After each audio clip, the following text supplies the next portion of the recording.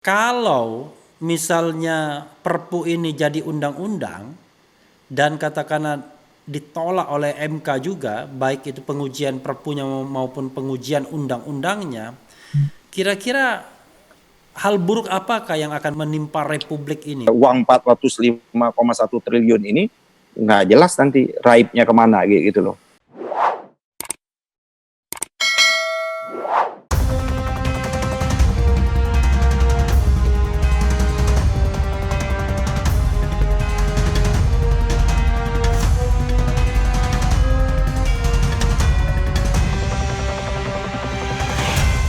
Assalamualaikum warahmatullahi wabarakatuh. Sobat RH sekalian, jumpa lagi dalam channel yang keren ini, Keren Cadas. Nah, sekarang kita di program Dicecar, ya, dialog cerdas cara refli. Hari ini yang akan kita undang adalah lawyer yang akan menentukan apakah uang Republik ini selamat atau tidak. Jadi penasihat hukum penasihat hukum dari Judicial Review Perpu nomor 01 2020 tentang, nanti kita akan lihat ya, yang depannya tentang KKN. Jadi dia adalah Bung Ahmad Yani. Assalamualaikum Bung Ahmad Yani. Waalaikumsalam warahmatullahi wabarakatuh. Sehat, Bung Raffi? Sehat. Ini baru sholat tarawih sepertinya ya? Ya, alhamdulillah kena lockdown. Kita di rumah terus. Biasanya sholat tarawih kita di masjid, ya, yang perempuan di perempuan, yang laki di laki, kan. Dan biasanya kita jadi makmum. Nah, malam ini kita harus mengimamin semua penghuni rumah ini. Ini Sobat RH sekalian, ini Bung Yani ini tahun 2009 sampai 2014 adalah anggota DPR dari Komisi 3, paling galak waktu itu. Sering bertemu saya di ILC, kadang sependapat, kadang berbeda pendapat ya. Kalau pendapatan pasti kalau pendapatan pasti berbeda kalau pendapatan ya. Terakhir mencoba peruntungan dengan Partai Bulan Bintang. Rupanya belum beruntung Bung ya, belum nasib ya, atau memang takdirnya begitu. Bukan, sebelum bertanding kita udah berhenti mesinnya, kita stop mendadak. Oh, gara-gara mesin partai berubah haluan. Berubah haluan ya. Berubah haluan, tapi saya tidak mengambil langkah-langkah drastis kayak kawan-kawan lain langsung menyatakan mundur, tidak usah pilih saya. Tapi saya cukup membentikan mesin aja dan sibuk ikut kampanye Pilpres seperti itu. Oke. Yang ingin kita bahas dalam kesempatan ini adalah mengenai Judicial Review Perpu 2020 nomor 1 itu, Bung Yani ya. Bung Yani kan salah satu lawyer ya dalam pengajuan Perpu nomor 01 2020 itu ya, Bung ya. Ya. Ada berapa lawyer? Ada berapa lawyernya? Kita sebenarnya pada waktu itu ada banyak sekali yang kawan-kawan berminat, cuman pada waktu itu berhubungan ke waktu, akhirnya kita 12 orang. 12 orang ya, dengan mewakili si prinsipal kita itu berjumlah 24 orang. Oh, oke. Sebenarnya prinsipal kita itu lebih dari 100 orang, tapi masalah teknis itu kan banyak sekali bapak-bapak kita tuh yang keselip NPWP-nya seperti itu. Oke. Untuk mewakili, dengan di samping KTP kan harus ada NPWP untuk membuktikan sebagai pembayar pajak yang baik. Pembayar pajak. Oke. Tapi ada tokoh-tokoh itu bisa disebut Amin Rais di situ ya? Ya, yang pertama Pak Din Samsudin. Yang kedua Pak Sri Edi Sasono. Yang ketiga ada Pak Amin Rais. Pak Marwan Batubara. Oh, Pak Marwan Batubara itu mantan anggota DPD ya, Sobat RH. DPD ya. Terus ada Hatta Taliwang, aktivis Hatta Taliwang ya, oke. Itu dulu terus dari politisi juga ya. PAN. Dari PAN ya. Ada mantan penasehat KPK Abdullah Yamahwa. Oke, ya kan? Abdullah Yamahwa ya. Mantan ini politisi PBB MS Kaban. Oh, MS Kaban juga ya. Ada juga, luar biasa. Juru bicaranya Gus Dur, Mas Adi Masardi ya. Oke. Kumpul semua di sana ya. Gus Aam. Gus Aam yang mewakili NU garis lurus. Oke. Terus NU garis lain tuh, jangan garis lurus. Dia mendefinisinya. Definisi dia merubah. Oke. Kayak gitu. Mereka mendefinisi. Terus ada Ahmad Reddy, ini sahabatnya Pak. Oh, Ahmad Reddy masuk juga ya. Yaitu dosen di sana ya. Dari Tarumanegara ya. Ada Sayuti Asatri. Ini mantan politisi. Itu dari PAN. Berbagai macam ada. Ada Ramli Kamidin yang wakil UI, ya kan. Nah, dan lain baik sebagainya, ada 25-an lah. Oke. Ya, saya sebagian besar nama-nama yang dikenal di publik ya. Iya, Apalagi betul. ada Amin Rais di sana. Nah, Bung Yani, publik kan ingin tahu ya, kenapa kemudian Perpu ini kok diajukan judicial review ke Mahkamah Konstitusi? Kita tahu bahwa ini bentuknya pun masih Perpu kan, buru-buru banget. Mungkin ada alasan tersendiri kenapa harus cepat-cepat diajukan ke MK Perpu ini. Silakan, Bung. Yang pertama tentunya sama-sama kita pahami, memang sejak keputusan Mahkamah Konstitusi yang lalu itu bahwa Perpu menjadi objek gugatan judicial review. Jadi sudah bisa menjadi objek gugatan. Ada 3 syarat ya kan, menimbulkan norma baru, status hukum baru dan lain sebagainya seperti itu. Nah, oleh karena itu kita tidak mau menunggu terlalu lama, karena kalau menunggu terlalu lama, menunggu menjadi undang-undang kan artinya akan nanti setelah masa sidang berikutnya. Karena sekarang kan masih masa sidang, dijedain reses, baru masuk masa sidang berikutnya DPR membahas. Nah, sedangkan ini kita sangat mendesak sekali, karena di dalam Perpu ini banyak sekali persoalan-persoalan yang menurut kita, dalam pandangan kita tentunya yang tidak sesuai dengan Undang-Undang Dasar dan tidak harmonis dengan berbagai macam peraturan perundangan yang ada. Dan uang yang akan digelontorkan yang begitu luar biasa. Ratusan triliun ya. 405,1 triliun itu. Yang jumlah yang jauh luar biasa. Itu kalau dibelikan cendol itu mungkin 2 negara bisa menutupi 2 negara. Kampungnya Pak Repli emang tenggelam itu. Nah, tentu kan publik ingin tahu ya, alasan yang paling mendasar. Oke lah, kalau teknisnya, Bung, mungkin publik nggak perlu pengen tahu ya, bertentangan dengan undang-undang apa dan lain sebagainya. Tapi yang penting substansi di dalam Perpu itu yang kemudian membuat kelompok ini atau pengusul atau pengaju judicial review ini gelisah sehingga harus cepat-cepat ke MK. Silakan, Bung. Yang pertama, kita melihat bahwa tidak ada urgensinya keluarnya Perpu ini. Kita sama-sama mengetahui memang kondisi kita dalam keadaan wabah virus COVID-19 ini, kita tahu itu. Bahwa ini tidak hanya kita, kan hampir seluruh dunia mengalami pandemi ini seperti itu. Oleh karena itu pertanyaan kita, apakah dalam konteks pandemi itu kita tidak punya mekanisme, protokol, dan aturan untuk menyelesaikannya. Nah, kita memandang kita punya seperangkat aturan dan lain sebagainya itu. Kalau menyangkut pandemi, kita sudah punya undang-undang yang cukup jelas, rigid, dan lain sebagainya. Seperti Undang-Undang Nomor 6 tahun 2018. Kan? Sampai yang kita sering lockdown atau karantina wilayah dan rumah, itu punya aturan-aturan yang cukup jelas. Dan itu pun pemerintah tidak mau melaksanakan. Kenapa pemerintah tidak mau melaksanakan? Karena ada kewajiban di sana. Ya kan sekarang ini rakyat hanya diminta kewajibannya, rakyat tidak dapat menuntut haknya.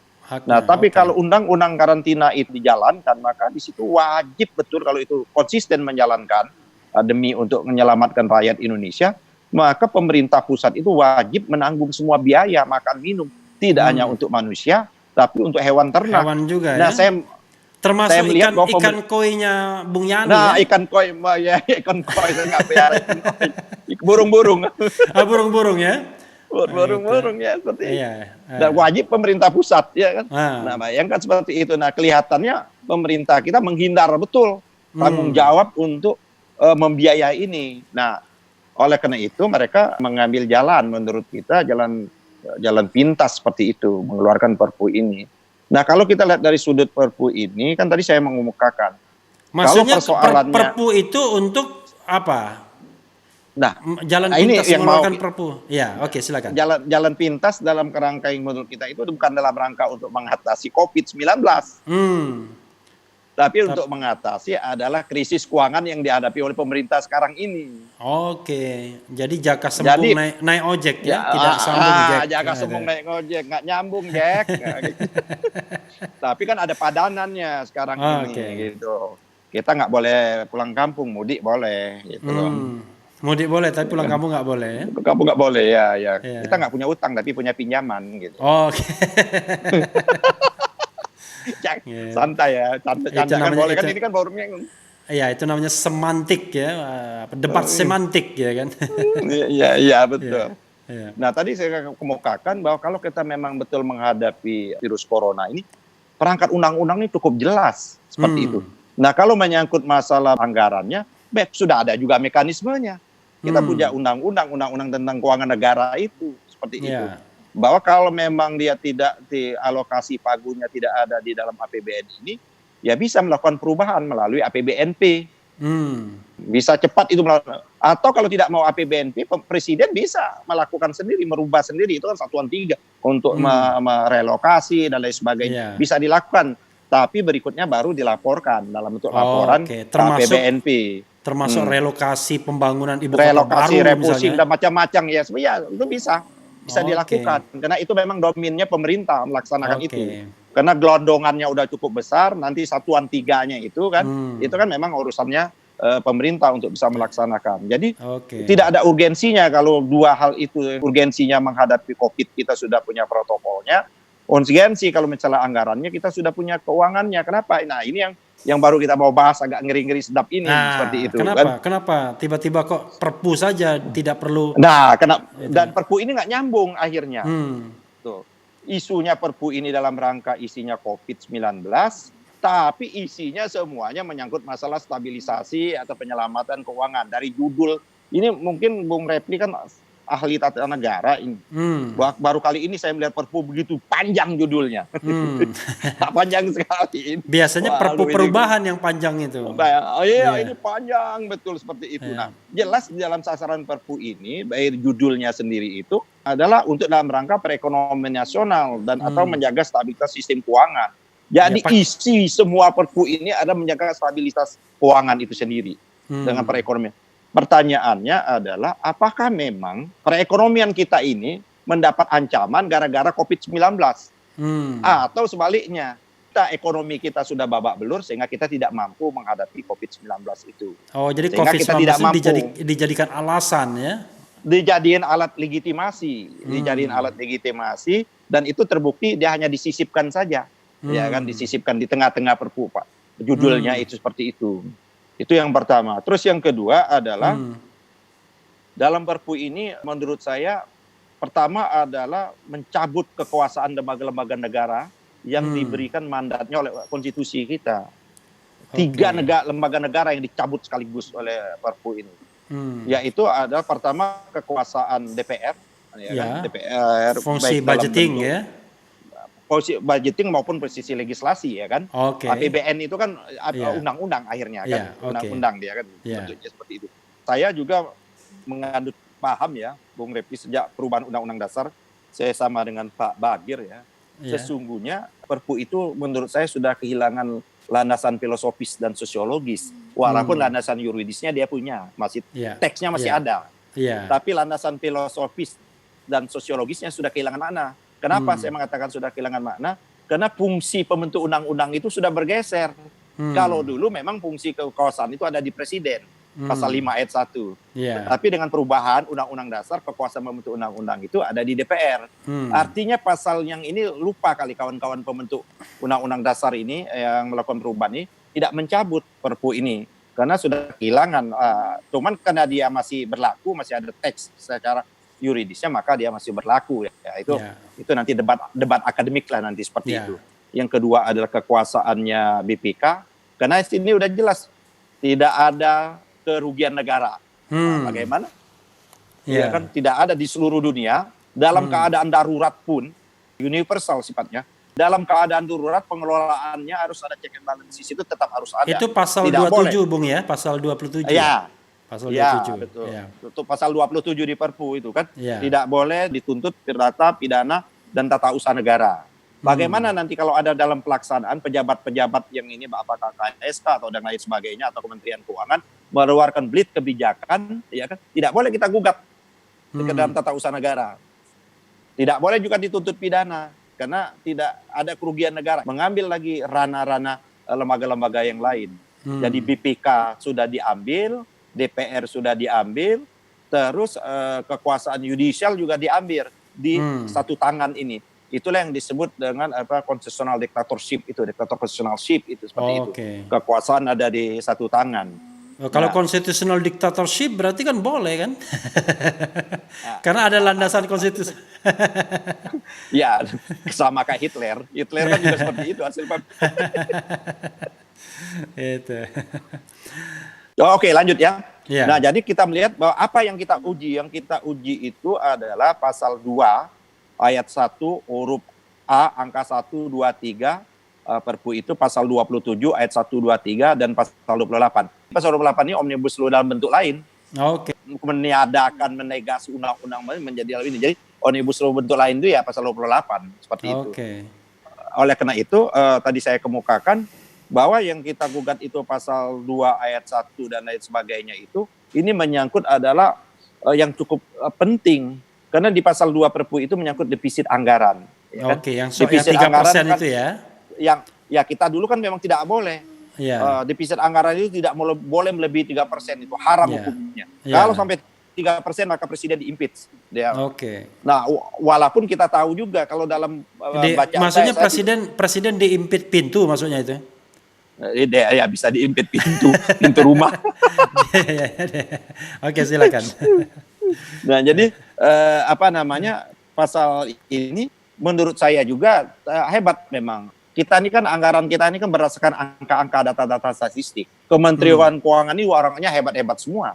Dia bisa dengan angka-angka statistik bahwa tadi yang utangnya nggak boleh 3% defisit anggaran itu bisa disulap bahwa utang itu bukan bisa utang negara tapi utang BUMN gitu, seperti itu kan di dispute dia. Tapi kalau utang BUMN dengan utang itu sebenarnya sudah melampaui dari kemarin-kemarin angka 3% seperti itu. Kembali lagi ke tadi bahwa di Perpu kan ada 5 persoalan yang diatur besaran ya Pak. Yang pertama itu tentunya adalah mengatur defisit anggaran. Tadi saya kemukakan, ini defisit anggaran di dalam Perpu ini tidak diberikan batas. Maksimumnya berapa, nggak ada. Pokoknya boleh lebih dari 3%. Boleh. Mau boleh 10%, mau 20%, mau 100% pun boleh, karena nggak ada batas seperti itu. Ya, kan? Dan terakhir akhirnya orang minta persenan, itu susahnya nanti kan? Ya kan. Nah, persenan Palembang itu ada persennya dah. Nah, lalu yang kedua? Terus yang kedua, batas waktunya panjang sekali. Ya kan sampai tahun 2023. Baru normal kembali dia. 2023 awal ya, sampai APBN 2023 ya? Iya, berarti ada APBN di pasal 23 Undang-Undang Dasar kita itu APBN itu ditentukan tiap tahun. Iya kan? Dia ditentukan tiap tahun. Andai dalam tahun 2001 itu DPR tidak menyetujui, maka wajib pemerintah presiden memakai anggaran yang tahun yang lalu. Itu artinya begitu pentingnya mendapat persetujuan rakyat melalui wakilnya, menurut saya seperti itu. Itulah mekanismenya seperti itu. Nah, ini dijamin sampai anggaran 2023 ya? Iya, padahal undang-undangnya juga belum ada, undang-undang APBN-nya itu. Tapi kan, yang penting kan ada cek kosong dulu gitu ya. Kasih enak, ini dikasih cek kita ini udah cek tulis aja suka-sukanya seperti itu. Ada. Nah, itu yang pertama. Yang kedua tadi. Ini yang ketiga tadi sekarang. Kan tadi menyangkut masalah defisit anggaran. 3% tanpa dalam batas waktu. Batas waktu, ya kan. Nah, itu menyangkut relokasi anggaran. Kita tidak melihat relokasi anggaran itu memang serius pemerintah untuk menghadap bahwa bencana COVID ini menjadi bahaya bersama. Jadi kan bagaimana relokasi anggaran yang anggaran besar pembangunan infrastruktur, pemindahan ibu kota tidak ada di relokasi. Bahkan yang lebih sangat memprihatinkan kita itu relokasi anggaran di anggaran pendidikan. Padahal pendidikan ini kan sumber bangsa kita ke depan, pendidikan ini. Itu yang mau diambil itu kan, dana pendidikan ini seperti itu. Maksudnya diambil untuk ini yang belajar online itu bukan prakerja. Nah, itu tema baru itu. Tema baru ya. Oke. Tema baru itu luar biasa uangnya itu. 5,6 triliun itu mendekati angka senturi itu. Senturi 6,7 triliun itu. Kan tidak cukup mundur. KPK jangan tidur. Harus diusut ini.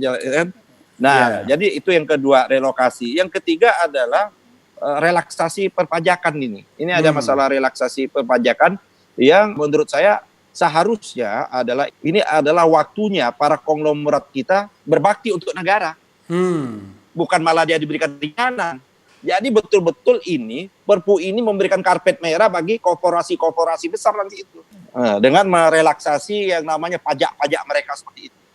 Seharusnya mereka dikejar dong. Ini kalian sudah mendapat keuntungan di republik ini. Rakyat lagi susah. Ayo dong sumbang naikkan pajak, seharusnya pajaknya dikejar sedikit seperti itu. Nah, Padahal, yang keempat padahal mereka udah dikasih naik pesawat, boleh kan? Pebisnis boleh naik pesawat tuh.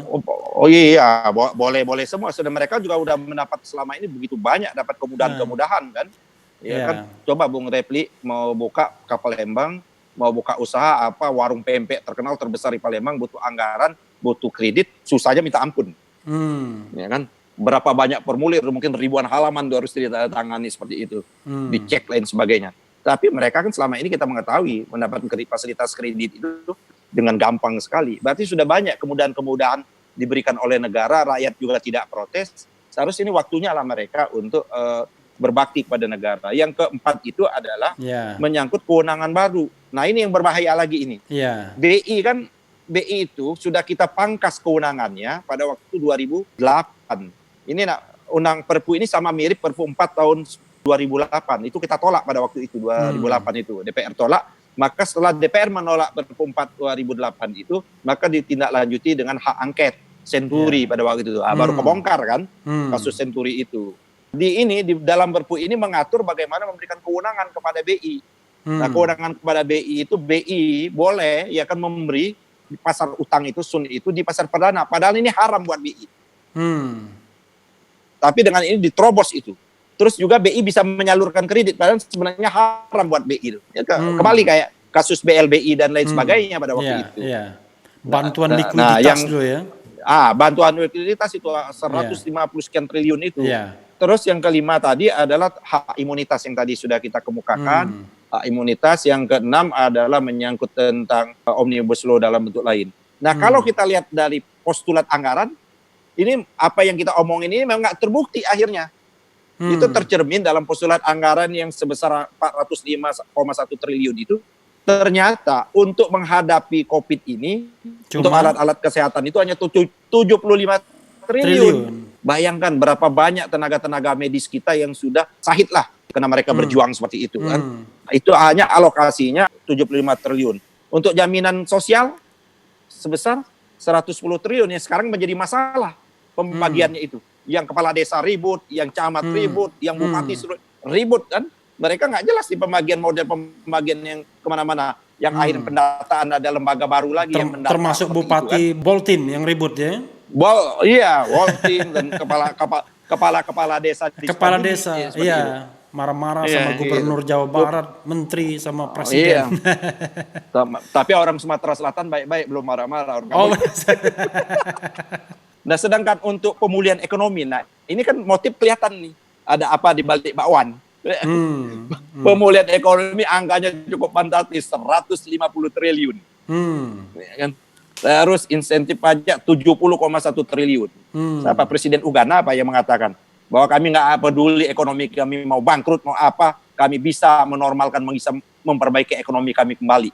Kami punya caranya. Tapi kami tidak mampu bagaimana cara menghidupkan rakyat seperti. Jadi sesungguhnya kalau konsep itu nyawa rakyat itu menjadi sangat penting menurut saya itu. Dan ini tidak terjawab di Perpu ini sendiri. Nah, oleh karena itulah kami mencoba untuk mengajukan gugatan judicial review ini dengan berbagai macam tadi seperti itu. Itulah garis besar intisarinya. Kita tidak ingin mengurangi bahwa Perpu ini menjadi ada penumpang gelap kalau bahasa Bung Repli.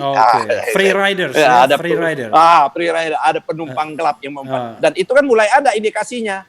Tadi kartu prakerja itu, bagaimana mungkin ada kartu prakerja kok ada orang dalam kondisi sekarang ada pelatihan online ternyata. Itu masuk nggak di 400 sekian itu prakerja itu? Ya itu kan dia tidak punya pos anggaran yang lain, pasti masuk dalam sini. Oke. Dia mau ngambil dari postulat anggaran yang mana? Kan nggak ada, belum ada. Pasti dia masuk di dalam 405 triliun ini, pasti itu masuk di situ. Gitu loh. Jadi Bung, sudah sidang ya? Saya baca berapa hari yang lalu. Sudah sidang pertama, biasalah sidang pertama kan Hakim MK mengarahkan, ya kan. Sidangnya langsung ya? Langsung. Oke ya. Sidang panel, ya kan 3 dipimpin panel, hakim panelnya itu Pak Aswanto. Itu DPR itu yang milih. Saya ingat itu saya masih memilih dulu itu. Pak Aswanto. Jadi dia harus bisa menjaga jarak karena dia diangkat oleh DPR seharusnya. Terus yang kedua Pak Wahid Udin Adam, dia DPR juga yang DPR milih. juga, iya. Yang ketiga Daniel ini kan pemerintah. Daniel Yusmik, ya, pengganti Palguna. Pemerintah. Ya. Pengganti Palguna. Seharusnya Bung Repli yang di sana itu, ada orang-orang yang punya integritas itu di MK. Hati-hati loh didengarkan oleh haters ini apa-apaan ini. Ya kita kan menyampaikan yang benar, bukan memfitnah, Amin. bukan Amin, mencaci amin. maki orang. Yang nggak boleh itu kita mencaci maki orang secara fisik dan lain sebagainya. Tapi mengkritisi boleh. Boleh. Menyampaikan berita pahit boleh ya kan? Boleh. Menyampaikan kekhawatiran terhadap skenario perampokan boleh juga. Boleh. Yang nggak boleh itu kita memfitnah. Okay. Tidak ada data memfitnah boleh seperti itu. Oke. Itu jadi sidang berikutnya kapan tuh Bung rencananya? Sidang berikutnya insya Allah tanggal 11 Mei. Oke. Hari Selasa yang akan datang. Nah, itu nanti baru perbaikan. Nah setelah itu langsung masuk sidang, langsung pemanggilan saksi-saksi. Ya kita mungkin kalau memang memungkinkan nanti Repli juga RH ini juga mau kita jadiin saksi ini kalau bersedia hati. Saya saksi apa? Saksi kehidupan. Saksi kehidupan. Bung, ini sudah dilaporkan perkembangan ini dengan Amin Rais, dengan Din Samsudi, dengan Sri Edi. Sudah. Tanggapan mereka bagaimana? Ya kalau mereka ya jalan terus, Bismillah seperti itu. Oke. Jalan terus, Bismillah. Dan kita sampaikan kan ada beberapa respon dari Hakim MK kan. Respon Hakim MK itu pertama menyatakan dalam konteks legal standing. Karena berbagai macam aneka ragam ini, kok ini legal standing kan berbeda-beda kan seperti ini. Apa kepentingan yang berbeda-beda ini? Nanti kita bisa jawab itu. Tapi kan, orang semua ya atau ada organisasi juga yang mengajukan? Orang semua? Enggak ada. Yang kebetulan di perkara kita nomor 23 ini kalau nggak salah nomor 23 ya. Itu orang semua individual. Terus di perkara 24 ini ada 3 perkara. Dijadikan satu ya. Sidangnya. Perkara 24 itu adalah badan hukum. Ada LSM, ada yayasan. Nah, di perkara nomor 25 ada LSM, ada para advokat lah yang maju. Jadi kita berbarengan 3. Tapi mereka hanya menguji satu pasal. Dua perkara 24 dan perkara 25 hanya menguji pasal 27 tentang hak imunitas. Kita menguji pasal tadi, pasal 2, pasal 27 dan pasal 28. Bung, kan pasal 2, 27, 28 itu kan kunci, Bung. Kenapa Kenapa tidak diminta pembatalan keseluruhan undang-undang? Nah, ini strategi saja sebenarnya. Strategi saja ya. Soalnya kalau dikabulkan nanti undang-undangnya malah pincang jadinya, perpunya. Udah kehilangan. Jantungnya udah nggak ada, mau. Ya, jantungnya nggak ada ya. Ada satu catatan saya, Bung Yani. Apakah mungkin MK bisa memutuskan itu cepat sebelum dimulainya masa sidang berikutnya habis Lebaran itu? Karena selama ini kan tidak ada perpu yang dikabulkan. Yang ada adalah ya didelay sampai menjadi undang-undang dan Bung Yani harus bikin permohonan baru nanti. Gimana, Bung? Iya, betul. Kita berharap betul di dalam salah satu juga harapan kita kemarin, di samping yang kita tertulis, kita minta kepada MK, dan MK juga sudah merespon. Karena menganggap ini penting untuk segera disidangkan ini, maka sidangnya harus segera. Nah itu dari respon yang ada dari MK, kita akan lihat aja perkembangannya. Menunjuk bukti mereka untuk merespon ini cepat itu, sidangnya dipercepat dan sidangnya juga langsung tidak melalui jarak jauh seperti ini. Itu mereka menganggap betapa seriusnya masalah-masalah ini seperti itu. Walaupun saya tahu ada hakim MK yang sedang di luar kota ya, karena tidak bisa juga dia bolak-balik. Tapi Bung Yani terakhir ya, ini kan sebenarnya kan bolanya akan ada di tangan DPR juga. Selain mengajukan judicial review, apa tidak berupaya untuk melobi DPR agar menolak perpu ini? Ya, kita sudah ada komunikasi dengan kawan-kawan DPR, bahkan kawan-kawan DPR juga menanya, kan sudah kita sampaikan. Bahkan ada beberapa, coba kita lihat statement-statement yang dikeluarkan oleh kawan-kawan DPR ya. Dari berbagai macam fraksi itu sudah hampir bersamaan dengan apa yang kita kemukakan. Jadi semua fraksi ya sudah memberikan catatan. Sudah memberikan catatan. Cuman saya nggak tahu nanti ya, Bung Repli kan pernah lama juga menjadi staf ahli di DPD kan. Berarti kan DPD dengan DPR kan bertetangga. Ya kan, suasana kebatinan pasti tahu lah suasana DPR. Bung Yani ini pura-pura dalam perahu ya, pura-pura tidak tahu. Padahal Bung Yani yang pernah menjadi anggota DPR kan, sudah tahu kelakuan DPR kan. Iya di depan ternyata keputusan tergantung nanti kesepakatan ketua-ketua umum partai kan. Saya menyatakan kenapa kalian nggak berani? Dia bilang, dulu kita gagal berani seperti itu waktu zamannya SBY. Bilang dong, bahwa dulu kita kan nggak ditekan-tekan, gue bilang. Pak Bang Ical berani, dia bilang. Pak Surya Dharma berani, gue bilang yang lain. Kok sekarang nggak? Kenapa? Itu harus berani. Itu dari kita anggotanya dulu dong, saya bilang. Harus ada inisiatif dari anggota kan untuk menyampaikan dengan berbagai pandangan. Nah, saya mendengar juga informasi ya. Ini informasi namanya. Iya. Bisa kita lacak lagi kebenarannya. Sesungguhnya juga di kabinet pun tidak juga bulat ini. Dan ini memang kalau kita lihat konsep draftingnya ini kan dari Kementerian Keuangan. Saya yakin betul ini dari Kementerian Keuangan karena ini hampir sama lah dengan Perpu 4 tahun 2008 itu. Tidak jauh. Ya kan. Dan bahkan saya dengar juga di rapat kabinet ada salah seorang menteri yang tidak setuju juga dengan seperti ini. Dan bahkan mengatakan enak saja kami disuruh nanti sidang-sidang, tapi kami bagaikan pos bahwa jawaban udah disiapkan yang lain. Ada juga itu informasi sih. Oke ya. Bung, terakhir ya, saya ingin tanya ya. Kalau misalnya Perpu ini jadi undang-undang dan katakanlah ditolak oleh MK juga, baik itu pengujian Perpunya maupun pengujian undang-undangnya, kira-kira hal buruk apakah yang akan menimpa Republik ini, Bung? Nah, yang pertama adalah ini yang menjadi persoalan secara ketatanegaraan kita nih, Bung Repli. Iya. Yang pertama kan undang-undang ini kan bersifat ad hoc dia. Iya kan? Undang-undang ini bersifat ad hoc dalam rangka pandemi kan seharusnya. Kita asumsinya seperti itulah. Iya. Kalau dia disahkan dia akan menjadi undang-undang. Iya. Sifatnya menjadi permanen. Undang-undang kan tidak ada yang bersifat ad hoc. Iya. Itu problemnya. Terus yang kedua adalah mekanisme berikutnya menurut saya, maka DPR sudah tidak perlu lagi yang sidang-sidang pada tahun 2021, 2022 dan pengesahan APBN. Karena sudah di-bypass melalui Perpu ini. Seperti itu. Oke, iya. Nah, yang ketiga, kita mengindikasi ini betul-betul kecemasan kita luar biasa nih dalam kondisi sekarang ini. Dengan indikasi-indikasi sudah mulai banyak ini. Kayaknya uang 405,1 triliun ini nggak jelas nanti raibnya kemana gitu loh. Oh, raibnya nggak jelas, pertanggungjawabannya nggak jelas. Nggak ada, kan enak sekali nggak ada pertanggungjawaban. Nggak bisa kita nuntut Pak Repli nuntut nulis di tweet bilang dianggap fitnah loh nanti. Iya, karena bukan kerugian negara, tidak bisa dituntut. Bukan kerugian negara. Tidak bisa dituntut perdata, pidana maupun tata usaha negara.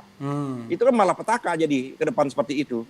Dan ini menjadi presiden yang buruk dalam sistem demokrasi dan sistem kedaulatan rakyat kita seperti itu. Menjadi presiden yang buruk ya, jangan salah. Presiden yang buruk ya. Bukan presiden. Ya, Bung Yani, terima kasih banyak sudah bergabung dengan channel yang keren ini ya. Assalamualaikum warahmatullahi wabarakatuh. Waalaikumsalam warahmatullahi wabarakatuh. Selamat berpuasa, selamat bulan Ramadan. Mudah-mudahan perjuangannya berhasil untuk membawa kebaikan. Amin. Apapun putusannya membawa kebaikan. Untuk Republik, untuk NKRI. Makasih Bung ya. Ya, mari. Ya, itulah tadi Sobat RH sekalian. Bincang kita dengan Ahmad Yani, salah seorang lawyer Perpu nomor 01 2020 yang mewakili tokoh-tokoh besar. Amin Rais, Din Samsudin, Sri Edi Suasono dan masih banyak lainnya. Kita lihat saja babak selanjutnya bagaimana, tapi yang penting tetap di channel ini. Karena di channel ini Anda akan dirayu, ditipu, dibaperin, diuber juga di jalan yang lurus. Bahkan sekarang dicecar juga. Tetap di channel ini karena channel ini adalah channel yang memeras, mengancam dan membenci. Sekali lagi, jangan lupa subscribe, like, comment, and share.